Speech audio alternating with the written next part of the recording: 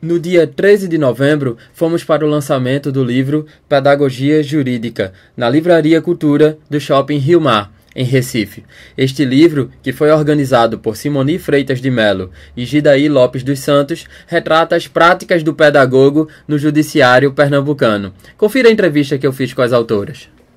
Canal Filosofia do Direito em Debate. Inscreva-se. Meninas, normalmente nos livros jurídicos há uma preocupação em abordar o assunto seguindo métodos científicos pouco flexíveis, né? Já o livro que vocês organizaram tem um quê de poesia, de pensamento fragmentado, né? Entre um artigo e outro há sempre uma citação paradigmática ou um depoimento de pessoas fora da área da pedagogia, né? É uma mistura de análise interna do ofício, feita pelos próprios pedagogos nos artigos, e uma análise externa do ofício, feita por diversos atores sociais que têm convívio com os pedagogos no judiciário. Qual foi o objetivo de vocês com essa escolha poética e fragmentária e, eu poderia dizer, não tradicional? Na verdade, inicialmente, a ideia era fazer um último artigo com dados estatísticos, vamos dizer assim. A gente mostrar, na verdade, qual seria a opinião dos outros profissionais que trabalham com pedagogo no tribunal, mas mostrando muito mais números, índices de aceitação, enfim. Depois a gente conversando, eu e Simoni, eu lembro, acho que foi ela que teve inclusive a ideia, não me lembro, porque a gente é tão... a gente já é um casamento, na verdade, né? Aí ficou junto e misturado. E a gente chegou à conclusão que muito melhor do que números estatísticos e dados mais quantitativos seria convidar essas pessoas que trabalham com pedagogos no judiciário e pedir para que elas dissessem o que é que acham, o que é que pensam, como veem o trabalho do pedagogo. E aí a gente também deixou bem aberto para elas, inclusive essa parte, como você diz, poética, era realmente para dar poesia ao livro, né, para deixar uma coisa mais leve, mais intimista mesmo. E a gente pediu para que elas expusessem, né, seus pensamentos. E a experiência que elas tiveram com esse profissional de pedagogia atuando na área do direito. Né? E aí a gente convidou assistentes sociais, psicólogos, promotores de justiça, magistrados, né? E assim, foram muitos, assim, eu acho que tem uns 13, né? Uns 14 por aí, mas ainda, né, existiam mais que mereciam estar presentes, mas que infelizmente por não termos espaço suficiente para convidar todos, a gente teve que selecionar. Vocês até falam isso no prefácio, né? Não, existem outras tantas pessoas que marcaram a gente nos nossos corações, né? E as pessoas quando perguntavam pra gente, o que é que eu escrevo? Aí a gente deixou bem à vontade, olha, se você... Eu, por exemplo, tenho o doutor Antoniel, que eu sei que ele ama poesia, então... Eu disse, olha, escreva o que você realmente quiser, da forma como você quiser. Se você quiser fazer isso em poesia, em prosa, em verso, faça. E aí teve a dele, teve a de Carla Malta, né? E outras pessoas mais próximas, outros profissionais mais próximos, que escreveram de uma forma bem próxima, bem íntima, bem clara, bem leve, do jeito que realmente a gente queria para o primeiro livro da gente. Certo. Quando a gente organiza obras coletivas, há uma série de desafios, né? Dentre as quais a mínima é a escolha dos autores. Por mais que quando nós somos organizadores a gente se preocupe com o pluralismo de ideias, né?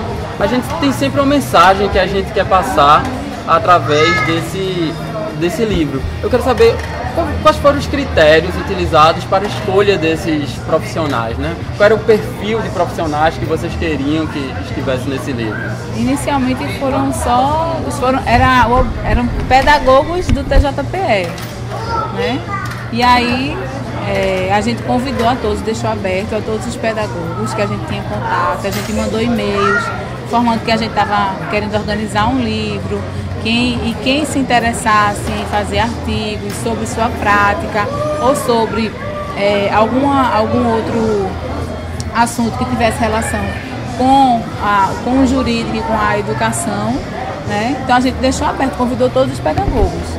E aí, assim, nossa grata surpresa é que a gente teve bastante adesão, né, Gida? Eu acho que também a gente teve como critério não tornar uma coisa repetitiva. Então, os artigos, a gente percebeu o seguinte: alguns colegas trabalham em equipes de varas de infância, outros no Memorial da Justiça, outros, então a gente tentou mesclar um pouco para não ficar muito repetitivo. Mesmo nas equipes interprofissionais, alguns trabalham na perspectiva interdisciplinar, outros não. E aí dá para você perceber nos artigos dos colegas que essa prática do pedagogo, ela realmente é muito diversa dentro do tribunal. Não é uma coisa única. Acho que o objetivo maior da gente foi esse, retratar os vários, e ainda tem alguns espaços que a gente não conseguiu, que os colegas não tiveram tempo de fazer, enfim, aí é para um outro momento, né? Falando mais do conteúdo do livro, a gente sabe que por muitos anos os juristas acreditavam que o conhecimento jurídico era suficiente para resolver qualquer tipo de conflito social. Ao mesmo tempo, há toda uma tendência contemporânea que aponta a soberba dos juristas para não olhar para fora do direito, né? Só que há uma diferença entre o discurso jurídico, que nem sempre corresponde à realidade, e a prática forense. Eu queria saber de vocês qual a importância dos saberes não jurídicos para o aperfeiçoamento da prestação jurisdicional e como juízes, promotores, advogados têm recebido o trabalho de vocês. Eu acho que, antes de mais nada, a humanização da justiça, né? Quando magistrados, promotores, né, reconhecem que precisam de outras áreas, sobretudo essas áreas humanísticas, né, de uma perspectiva mais humanista, e recorrem a essas áreas, só quem ganha e quem mais ganha é justamente a sociedade, né? Porque realmente a área jurídica, com todo o mérito que tem, com todo o respeito que temos, obviamente é inegável, lógico, mas ela não dá conta das demandas sociais. Sozinha, não dá, na verdade, nenhuma área sozinha dá conta. Nenhuma ciência ela dá conta de nenhum fenômeno sozinho, né? Os fenômenos eles são explicados a partir de vários fatores, não só apenas de um olhar, mas de vários, né? Eu acho que é porque em um dos artigos a gente até fala disso, né? Da interdisciplinaridade. Da interdisciplinaridade, a gente fala justamente que se o objeto de estudo, se o objeto de intervenção, na verdade, da justiça é a sociedade, né, dentro de sua pluridimensionalidade, então como uma área só pode dar conta disso? Obviamente que se o objeto é complexo, vai exigir um olhar complexo também. Esse olhar complexo ele só se lança quando realmente ele vem de uma parceria de saberes, né? Não tem como uma ciência só, um saber só. E principalmente se a gente for olhar a justiça hoje, né? Ela tem essa necessidade desse pedagógico, dessa intervenção educativa, né? A gente trabalha muito nessa perspectiva, as equipes interdisciplinares trabalham muito, porque é o que a gente pode fazer, são orientações e como a gente, né, uma reorientação educacional, né, para tentar sanar determinados conflitos, principalmente na área de família, de infância e juventude, e outras áreas, né? E na maioria acho que civil, até na criminal, né? Quando vem uma Maria da Penha, digamos assim, o caminho é educação, é intervenção pedagógica, é essa reeducação, né? O judiciário, porque a reeducação ou a educação ela com certeza ela é mais viável, né, em algumas situações do que a própria punição. Eu acho que esse olhar, inclusive, esse olhar pedagógico mesmo, que vai para a nossa intervenção, ele é importante, inclusive até nos setores de trabalho, que a gente percebe que com a chegada do pedagogo, sem querer, aí não é uma questão de soberba, mas sim de saber que a gente tem um olhar específico nesse sentido, né? A coisa de chegar e promover e sugerir, né, uma abordagem mais interdisciplinar, dialógica. Então, acho que é isso que o pedagogo também se propõe dentro do judiciário e dentro de todas as equipes, toda e qualquer equipe interdisciplinar. É nesse sentido que eu vou encaminhar a próxima pergunta, que uma das ingenuidades dos juristas é achar que a decisão judicial pode acabar com um conflito social, né? Na verdade, a decisão judicial normalmente só impede que as partes discutam interminantemente durante toda a vida, né? Mas o conflito continua nessa sociedade, na nossa sociedade. Isso mostra que os métodos adotados pelos juristas não são nem sempre suficientes para se fazer a justiça social. Eu queria que vocês explicassem, mesmo que fosse sucintamente, porque isso foi abordado em um dos textos, qual a intenção por trás dessas técnicas como as da justiça terapêutica e do depoimento acolhedor, e como elas podem contribuir para que a justiça seja vista menos como poder e mais como um órgão de integração da sociedade. Eu acho que resumidamente pode ser, não sei se vai responder a tua pergunta, mas eu vejo muito que o papel ou a importância dessa intervenção nesses casos e nessas situações é muito mais de reflexão, de conscientização, né? De orientação, de dialogicidade, como Simone disse, de levar o sujeito a ver quem é ele no meio do conflito, né? Qual o sentido do conflito.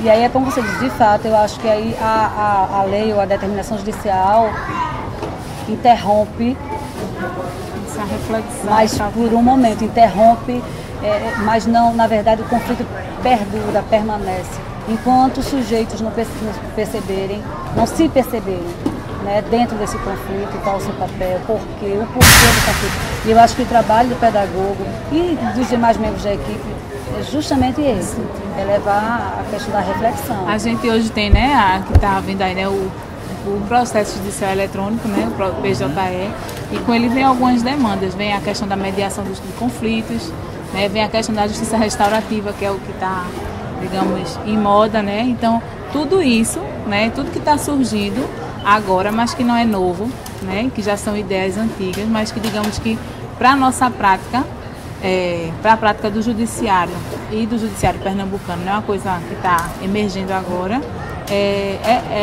essa questão da orientação, do diálogo, da educação, da intervenção diretiva, né, de colocar os sujeitos frente a frente para tentarem se resolver, né, com a ajuda desses profissionais, né, com a intervenção e com a orientação desses profissionais. E mais uma vez, né, eu insisto em dizer que é numa perspectiva pedagógica, numa perspectiva educativa, de respeito, de educação, né, de reeducação, de ver o outro também dentro dos seus limites, das suas possibilidades, né? Então, é nessa perspectiva de mediação, né, dessa intervenção. Acho que mais do que nunca a educação ela está sendo chamada pelo judiciário. Meninas, eu sou filho de professora e, como vocês sabem, eu sou casado com pedagoga, então não tive muita escolha por onde ir, por isso que eu me tornei professor. Mas, para aqueles juristas que não têm contato com a pedagogia, o que é que esse livro pode trazer para eles de elucidativo para a própria prática profissional deles? Acho que, assim, conhecer, né? Acho que ter saber que existe mais uma ciência a favor do seu trabalho, né? Que pode contribuir, né? Eu acho que de forma significativa, eu acho que de forma qualitativa também, né? Dentro da atuação. E eu acho que isso tem acontecido, né? Pelo menos nas comarcas, né? A gente conversa bastante. Nas comarcas que a gente atua, por exemplo, a gente percebe uma valorização muito grande do nosso trabalho, né? Especialmente pelos magistrados, pelos promotores e até pelos advogados, né? Os advogados particulares e os defensores públicos. Então, a gente percebe que há um reconhecimento, né, de que realmente a gente está dando alguma contribuição, né? E isso vem em torno de uma decisão que vai justamente dentro daquela perspectiva que a gente direcionou, que a gente apontou dentro dos nossos pareceres, dentro dos nossos relatórios, vem em forma verbal, né, de agradecimento, de elogio pelo trabalho. E é o que faz com que a gente tenha essa ousadia de fazer esse livro e tal, e de achar, inclusive, que a gente é importante. E a última pergunta para vocês eu queria que vocês falassem um pouco do sucesso. O que é que vocês esperam desse livro? O que é sucesso para vocês em relação a esse livro? O que é que vocês esperam que esses livros impactem nas práticas jurídicas e até na própria formação do pedagogo? Eu vejo durante muito o livro, os primeiros artigos que vocês fizeram com a autoria, que vocês falam, o pedagogo não é só a prática da docência, é até uma é uma redundância falar que a atividade pedagógica é apenas da docência, né? Então, hoje em dia, vocês falam, tem pedagogos de empresas, tem pedagogos que levam seu conhecimento para resolver conflitos sociais e tem pedagogos dentro do judiciário. O que é que esse livro pode trazer para a sociedade, para o próprio judiciário e para fora do judiciário? Acho que desde o começo a gente conversou muito sobre isso, né? O que é que a gente espera desse livro? E vendas só consequência e assim, lógico que a necessidade até pelo investimento que a gente fez. Mas muito mais importante para a gente é que essas vendas não signifiquem necessariamente dinheiro, mas forma de a gente levar, né, conhecimento para outros. Porque assim, no país inteiro a gente inclusive buscou literatura sobre o que é que o pedagogo faz dentro do Tribunal de Justiça. E a gente sabe como a academia não oferece esse conhecimento, principalmente sobre a pedagogia jurídica, porque fala do pedagogo em espaços não escolares, né, em espaços não escolares, mas o espaço jurídico não é abordado. E nós estávamos ali, aqui, na verdade, no Tribunal de Justiça, aprendendo a fazer, como a gente coloca lá no começo, né, fazendo o caminho à medida que a gente andava, né, e a gente não encontrou literatura para isso. Então a gente pensou, a gente precisa fazer alguma coisa. Você fala inclusive isso no seu artigo, né? Que a gente precisa, a gente não encontrou e a gente disse, tem que fazer alguma coisa por quem está entrando, por quem está na academia precisando desse conhecimento, né? Por quem está dentro do tribunal, pela gente, e não né? tem o conhecimento. Você perguntou antes com relação aos juristas, pelas próprias pessoas com as quais trabalhamos, que não têm conhecimento, que valorizam, que sabem que a gente está ali somando, mas não tem, por exemplo, conhecimento das especificidades, até porque a nossa perspectiva maior é de interdisciplinaridade, né? E algumas pessoas pensam que se dilui o saber ali. A gente precisava mostrar que o pedagogo tem saberes específicos, ou tem um olhar específico, e que a gente pode contribuir nesse sentido. E é por isso que a gente contribui. Então a gente quer mesmo que esse livro circule o Brasil inteiro para beneficiar. Né? Na verdade, inicialmente a gente nem pensou em vendas, né, Gida? É verdade. A gente pensou em quando recebesse, a gente fazer uma listagem, uma relação e aí encaminhar para as coordenadorias de infância dos tribunais, né, dos estados. Né? E a gente acabou fazendo muitas doações já, né? Sim, a gente já... E assim, grande parte do acervo, né, que foi produzido, que foi impresso, os exemplares, foram distribuídos, né? E esse lançamento que a gente, né, promoveu aqui hoje, junto com a livraria, foi exatamente também para ganhar visibilidade, né? Para realmente saber, não, é porque a gente chegou aí e fazia, não, nós somos um dos primeiros pedagogos a entrarem dentro né, somos a primeira turma de pedagogos que entrou no tribunal. E era uma angústia da gente, né? Eu cheguei e o que é que o pedagogo faz, né? O que é que a gente faz? O que é que o pedagogo não tem que estar na escola? Né? Muitas vezes a gente escutou isso. Então, é realmente para divulgar. Disse, não, o pedagogo está aqui no judiciário e ele pode estar aqui no judiciário porque ele é habilitado para estar aqui no judiciário. Né? Então, é esse nível de divulgação, esse nível de sucesso. Então, acho que o sucesso para a gente desse livro é exatamente quando a gente conseguir atingir todos os servidores do TJPE, por exemplo, ter esse conhecimento de que o pedagogo existe o pedagogo jurídico, assim como para outros tribunais também, que alguns já existem, o profissional de pedagogia, e para aqueles também que não existem, para que possa existir, abrir um concurso. Inclusive, nós identificamos tribunais que têm pedagogo no seu quadro de servidores e que subutilizam praticamente. Então, assim, o pedagogo só faz uma única coisa, ele só pode fazer isso, então só nas medidas socioeducativas é que ele pode atuar, né? E aí a gente tentou também com o livro trazer essa visão mais ampla do que o pedagogo pode fazer dentro do livro. E na nossa pesquisa a gente encontrou um documento, acho que se não me engano, 2011 ou 2010, da Associação Brasileira de Magistrados Promotores da Infância e Juventude. E ele prevê, né, nesse documento, é um documento bem encorpado. Ele prevê nesse documento, dentro das equipes, ele prevê o psicólogo, o assistente social e o pedagogo, né? É um dos documentos que a gente também se baseou para fazer algumas colocações e algumas citações dentro do livro, a partir desse documento. que é um documento nacional, né, que nos ajudou até a dizer, não, a gente está aqui porque alguém disse que a gente tinha que estar aqui. A gente não está aqui à toa, não veio do nada. Né? Então existe uma justificativa, existe um estudo, existe inclusive da própria área, né? Da Associação dos Magistrados e Promotores, dizendo não, o pedagogo é necessário dentro da equipe interdisciplinar. Certo. Para a gente fechar, em um dos artigos se fala de o pedagogo tem que ser um provocador, né, dentro do âmbito judiciário. Eu espero, sinceramente, que a sociedade seja provocada e os operadores jurídicos sejam provocados com isso, e estou esperando o próximo livro, né, sobre pedagogia, que será sempre bem-vindo. Obrigado, minha. Obrigada mesmo. Valeu, Maria.